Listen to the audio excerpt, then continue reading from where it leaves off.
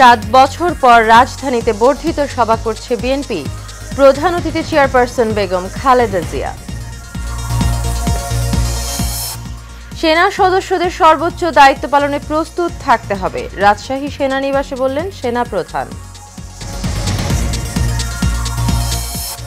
আইন শৃঙ্খলা বাহিনীকে সব সময় সতর্ক থাকার নির্দেশ স্বরাষ্ট্র উপদেষ্টার। ভোররাতে রাজধানীর 4 থানা পরিদর্শন। এবং নতুন মার্কিন বাণিজ্য নীতির সম্ভাবনা তৈরি করেছে দেশের নিট শিল্পের, সুবিধা নিতে চান ব্যবসায়ীরা।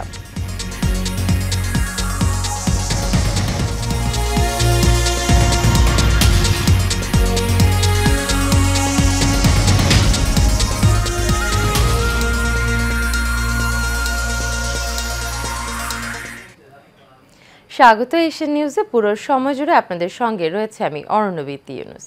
এতক্ষণ শুনছিলেন বিআরবি কেবল ইন্ডাস্ট্রিজ লিমিটেড সংবাদ শিরোনাম। এবারে চলে যাব পুরো খবরে।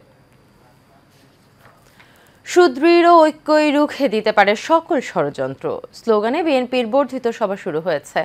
এতে প্রধান অতিথি হিসেবে বক্তব্য রাখবেন বিএনপির চেয়ারপারসন বেগম খালেদা জিয়া। সভায় অংশ নিয়েছেন দলটির কেন্দ্রীয় থেকে তৃণমূলের ৩৫০০ নেতাকর্মী। বৃহস্পতিবার জাতীয় সংসদ ভবনের এলডি হল সংলগ্ন মাঠে সকাল 11টা 5 পবিত্র কোরআন তেলাওয়াতের মধ্য দিয়ে সভা শুরু হয়। এতে লন্ডন থেকে ভার্চুয়ালি যুক্ত হয়ে সভাপতিত্ব করছেন দলের ভারপ্রাপ্ত চেয়ারম্যান তারেক রহমান। বর্ধিত সভায় উপস্থিত আছেন বিএনপির মহাসচিব মির্জা ফখরুল ইসলাম আলমগীর সহ দলের স্থায়ী কমিটির সদস্যরা। এছাড়াও দলের উপদেষ্টা সদস্য, জাতীয় নির্বাহী কমিটির সকল কর্মকর্তা ও সদস্য, সকল মহানগর, জেলা, থানা, উপজেলা, পৌর কমিটির সভাপতি, সাধারণ সম্পাদক অথবা আহ্বায়ক ও সদস্য সচিবরা রয়েছেন। এর বাইরেও বিএনপির 11টি অঙ্গ ও সহযোগী সংগঠনের সদস্য সচিবরা উপস্থিত আছেন। দীর্ঘ সময় পর দলের এই আয়োজনে সারা দেশ থেকে নেতাকর্মীরা দলে দলে যোগ দিয়েছেন। দলের কাছে নিজেদের প্রত্যাশার কথা তুলে ধরে বক্তব্য রাখবেন তারা। সেগুলো আমলে নিয়ে কর্মকৌশল নির্ধারণ করবে বিএনপি। নির্যাতিত ছিল, আজকে তার এই সপ্তম বর্ধিত সভায় তার প্রতিফলন তারা মুক্ত আকাশের নিচে একটি গণতান্ত্রিক রাষ্ট্র প্রতিষ্ঠা করার জন্য আজকে তারা অঙ্গীকারবদ্ধ। আমাদের খুব বেশি সাবধান হতে হবে, কেয়ারফুল হতে হবে। সেটা হলো ভারতীয় সেই গোয়েন্দা সংস্থা কিন্তু বাংলাদেশের প্রত্যেক পরতে আছে এবং তাদের মাধ্যমে তারা এই সরকারকে অস্থিতিশীল করবে, দেশকে অস্থিতিশীল করবে এবং তারা ফ্যাসিস্টরা আবার জেকে বসার জন্য চেষ্টা করবে। তো আমরা মনে করি আজকে এই মিটিংয়ে এগুলো সব আলাপ হবে এবং বাংলাদেশকে সামনে কেমনে এগিয়ে নিয়ে যাওয়া, শান্তি শৃঙ্খলা কেমনে বজায় রাখা যায়, এটা নিয়ে আলাপ হবে। আগামী নির্বাচন যত দ্রুত সম্ভব তা করার জন্য আমাদের দাবি এবং বর্তমানে যে বাংলাদেশের যে প্রেক্ষাপট তাকে অতি দ্রুত নিয়ন্ত্রণ করার জন্য জনগণ, সরকার এবং রাজনৈতিক দলগুলোর মধ্যে ঐক্যমত। বিএনপির বর্ধিত সভার সবশেষ খবর জানিয়েছেন সহকর্মী কাউসার আহমেদ। সভা অনুষ্ঠিত হতে যাচ্ছে প্রায় ৬-৭ বছর পরে। সেই বর্ধিত সভায় কিন্তু সারা দেশ থেকে সারা দেশ থেকেই বিএনপির যে নেতাকর্মী রয়েছেন তারা কিন্তু ইতিমধ্যে এখানে সবাই অবস্থান করছেন। আমরা দেখছি সকাল থেকেই একেবারে কড়া নিরাপত্তার মাধ্যমে যাদেরকে শুধুমাত্র অনুমতি দেওয়া হয়েছে, অর্থাৎ যাদেরকে আমন্ত্রণপত্র দেওয়া হয়েছে শুধুমাত্র তাদেরকেই ঢুকতে দেওয়া হয়েছে, এছাড়া আর কাউকে এই অনুষ্ঠানের স্থলে কাউকে ঢুকতে দেওয়া হয়নি। আমরা দেখছিলাম সেখানে খুব সাধারণ যে নেতাকর্মী রয়েছে সেখান থেকে শুরু করে কেন্দ্রীয় নেতাকর্মী সবার কিন্তু একটাই প্রত্যাশা রয়েছে, সামনে যে জাতীয় নির্বাচন সেই নির্বাচনের একটি দিক নির্দেশনা। এবং একই সাথে আমরা দেখছিলাম যে বেশ কিছু জায়গায় নেতাকর্মীদের যে বিশৃঙ্খল অবস্থা এবং অনেকেই যে নিয়ম নীতি তোয়াক্কা করছেন না, সেই ব্যাপারেও কিন্তু হাইকমান্ড থেকে নির্দেশনা আসবে বলে আমরা জানতে পেরেছি।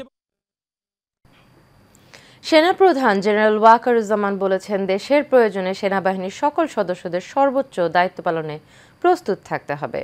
সকালে রাজশাহী সেনানিবাসের প্যারেড গ্রাউন্ডে বাংলাদেশ ইনফ্যান্ট্রি রেজিমেন্টাল সেন্টারের 7ম কর্নেল অব দি রেজিমেন্ট এর অভিষেক অনুষ্ঠানে তিনি একথা বলেন। এর মধ্য দিয়ে সেনাপ্রধান বাংলাদেশ ইনফ্যান্ট্রি রেজিমেন্টাল সেন্টারের অভিভাবকত্ব গ্রহণ করলেন। ওয়াকারুজ্জামান বলেন, ইনফ্যান্ট্রি রেজিমেন্ট 1971-এর পর থেকেই দায়িত্বশীলতার সঙ্গে তাদের দায়িত্ব পালন করে যাচ্ছে। আগামীতে এই রেজিমেন্টকে আরও আধুনিক ও সক্ষম করে গড়ে তোলা হবে বলেও তিনি জানান।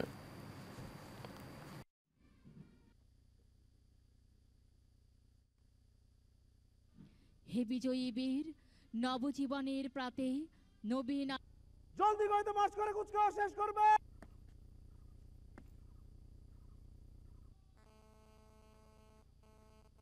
আমারই নত শির ওই শিখর হেমাদ্রির।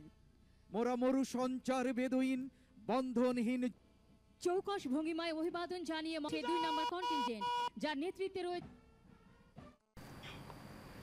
জনগণের জানমালের দায়িত্ব রক্ষায় অবহেলার সুযোগ নিয়ে উল্লেখ করে স্বরাষ্ট্র উপদেষ্টা মোহাম্মদ জাহাঙ্গীর আলম চৌধুরী বলেছেন, দায়িত্ব অবহেলা হলে কঠোর ব্যবস্থা নেওয়া হবে। ভোরে রাজধানীর মিরপুর, দারুসসালাম, আদাবর ও মোহাম্মদপুর 4টি থানা পরিদর্শন শেষে সাংবাদিকদের ব্রিফিংকালে এসব কথা বলেন তিনি।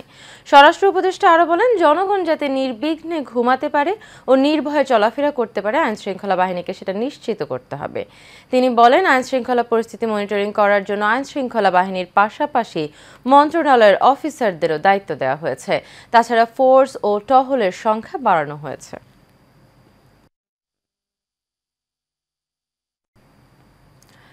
নিট গার্মেন্ট শিল্পের রাজধানী বলা হয় শিল্পনগরী নারায়ণগঞ্জকে। এই নারায়ণগঞ্জ থেকে শুরু হয় নিট গার্মেন্ট শিল্পের যাত্রা।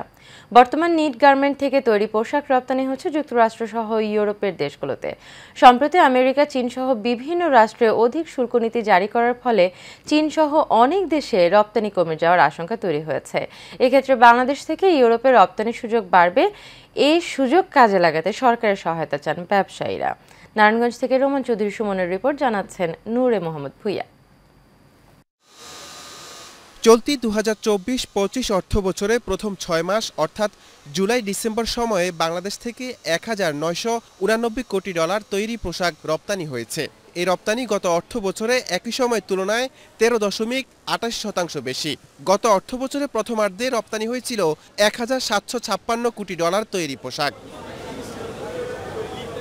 নিট গার্মেন্ট শিল্প কর্ণধার ও ব্যবসায়ী সংগঠনটা বলছেন, গত 2 বছরে নানা অস্থিরতা চরম ক্ষতি সাধিত হয়েছে নিট গার্মেন্ট শিল্পে। তবে সম্প্রতি আমেরিকা, চীন সহ বিভিন্ন রাষ্ট্রে অধিক শুল্ক নীতি জারি করার ফলে চীন সহ অনেক দেশে রপ্তানি কমে যাওয়ার আশঙ্কা তৈরি হয়েছে। এক্ষেত্রে বাংলাদেশ থেকে ইউরোপের রপ্তানির সুযোগ বাড়বে। এই সুযোগ কিছু অংশ বাংলাদেশে কাজে লাগাতে পারলেই বাংলাদেশ থেকে রপ্তানির অনেক গুণ বেড়ে যাবে। এটা ইম্পোর্টারদের জন্য ভেরি ডিফিকাল্ট, বাট আগে গার্মেন্টস মালিকরা ধরেন 85-86 টাকা পাইতো, এখন মনে হয় তারা 120 টাকা পায় এক্সচেঞ্জ রেট। এটা পজিটিভ। বা বায়াররা কি বসে রয়েছে? বায়াররা জানে না আমি কতটা বেশি পেতেছি। মিনিমাম প্রাইসিং এর ক্ষেত্রে আমরা কেন জানি এই কোনো পলিসি ফলো করি না। তো আমরা যদি এই দিকটাতে সবাই দেখি যে প্রত্যেকটা জিনিসের একটা মিনিমাম কস্টিং আছে, মিনিমাম কস্টিং পলিসি যদি আমরা ফলো করতে পারি, আমার মনে হয় এটা এই ইন্ডাস্ট্রিকে বাঁচাতে সাহায্য করবে। এখন কিন্তু আমরা বাঁচা মরার লড়াই করতেছি। এমন বাস্তবতায় শিল্প মালিকরা মনে করছেন, আমেরিকা বিভিন্ন দেশের শুল্ক বৃদ্ধি নীতির পলিসি সুযোগকে কাজে লাগাতে পারলেই নিকট ভবিষ্যতে নিট গার্মেন্ট শিল্পে টার্গেট পূরণ করতে পারবে। ম্যাক্সিমাম ইনকোয়ারিগুলি আমরা নিতে পারছি না, কারণ প্রাইসে আমাদের সাথে মিট করছে না। দেখা যাচ্ছে আমার কস্টিং প্রাইসের নিচে তারা আমাকে প্রাইস দেওয়ার চেষ্টা করে অফার করছে, যেটা আমরা নিতে পারছি না। তো আমি একটা অনুরোধ করব আমার সেক্টরের, আমাদের এই সেক্টরের লোকজনকে, আমার এই ইন্ডাস্ট্রির মালিকদেরকে, যে আপনারা অন্তত না বলা শিখেন, রিফিউজ করেন বায়ারদেরকে, তাহলে তারা ফিরে আসতে বাধ্য। কারণ ওয়ার্ল্ডের কোথাও এই এত কম দামে, এই সস্তা দামে কোনো মাল নিতে পারবে না কোথাও থেকে। সুতরাং একটু আপনারা শক্ত হন, আপনারা না বলা শিখেন, একটু না বলেন, তাহলেই দেখবেন তারা বাধ্য হবে। আমি কিন্তু এর প্রমাণ পাচ্ছি। শিল্প সংশ্লিষ্টদের অভিযোগ, বিভিন্ন সময় রাজনৈতিক অস্থিরতা ও শিল্প পলিসির মারপ্যাচে সম্ভাবনাময়ী নিট গার্মেন্ট বরাবর অগ্রগতির লক্ষ্যভ্রষ্ট হয়েছে। এরপরেও গার্মেন্ট শিল্প মালিক ও সংগঠন সংশ্লিষ্টদের মতে বর্তমানে দেশের নিট গার্মেন্ট শিল্পের আকাশচুম্বী অগ্রগতির হাতছানি দিচ্ছে। নূর মোহাম্মদ ভুঁইয়া, এশিয়ান টেলিভিশন।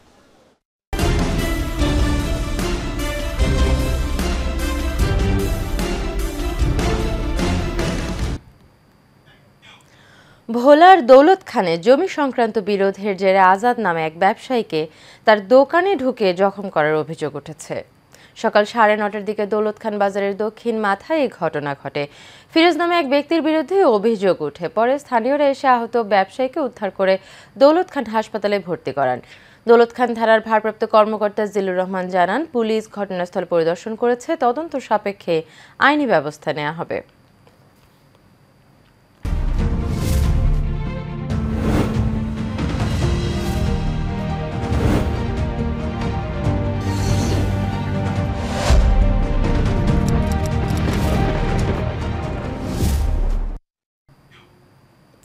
ক্যানবেরায় আন্তর্জাতিক মাতৃভাষা দিবস উদযাপন। অস্ট্রেলিয়ার ক্যানবেরাতে উৎসব মুখর পরিবেশে উদযাপন করা হয় আন্তর্জাতিক মাতৃভাষা দিবস। ইন্টারন্যাশনাল মাদার ল্যাঙ্গুয়েজ মুভমেন্ট নামে একটি সংগঠন এক বর্ণিল হাঁটার আয়োজন করে। এতে স্থানীয় বিভিন্ন ভাষাভাষী লোকজন বিভিন্ন ভাষার প্ল্যাকার্ড নিয়ে এবং সবাই একই রঙের টি শার্ট পরে হাঁটায় অংশ নেয়। উল্লেখ্য, বাংলাদেশের মাইক্রোফাইবার গ্রুপ নামক একটি পোশাক কোম্পানি এই টি শার্ট সবাইকে ফ্রিতে উপহার দেন। আয়োজনে অংশগ্রহণ করার জন্য সংগঠনের সভাপতি ডক্টর জামির হোসাইন সবাইকে ধন্যবাদ জানান।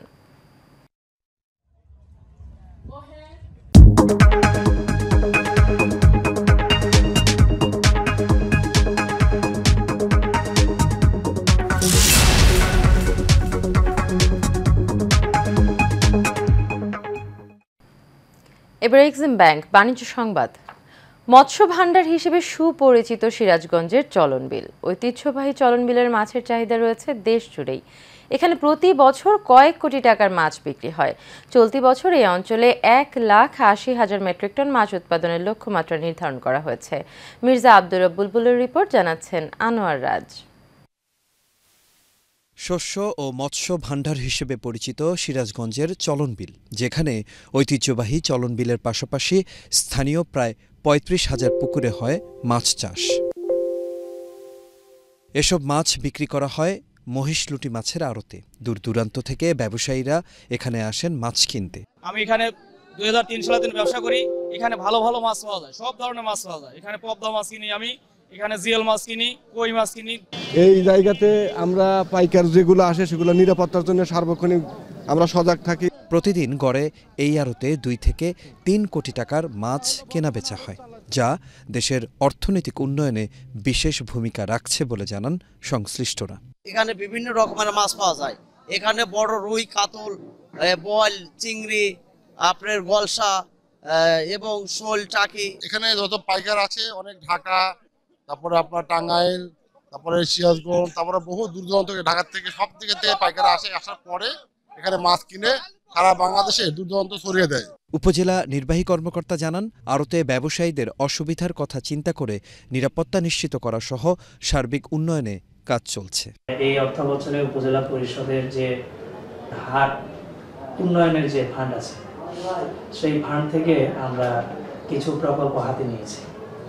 তো যেমন নওগাঁ হাট উন্নয়নের একটা প্রকল্প হাতে নেওয়া হয়েছে এবং পর্যায়ক্রমে মহিষলুটি সহ আরও করা হবে, বিশেষ করে যে শেড নির্মাণ করা। চলন বিলের পুকুরগুলো থেকে চলতি বছরে 1,80,000 মেট্রিক টন মাছ উৎপাদনের লক্ষ্যমাত্রা নির্ধারণ করা হয়েছে। আনোয়ার রাজ, এশিয়ান টেলিভিশন। শেষ করবে এশিয়ান নিউজ, তবে যাওয়ার আগে বিআরবি কেবল ইন্ডাস্ট্রিজ লিমিটেড সংবাদ শিরোনামগুলো জেনে নেব আরও একবার।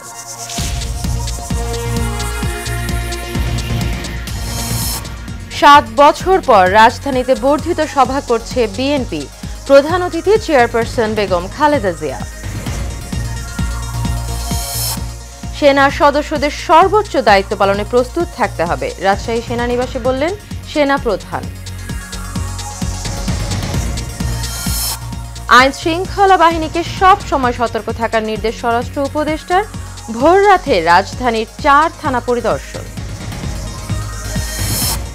এবং নতুন মার্কিন বাণিজ্য নীতির সম্ভাবনা তৈরি করেছে দেশের নিট শিল্পের। সুবিধা নিতে চান ব্যবসায়ীরা।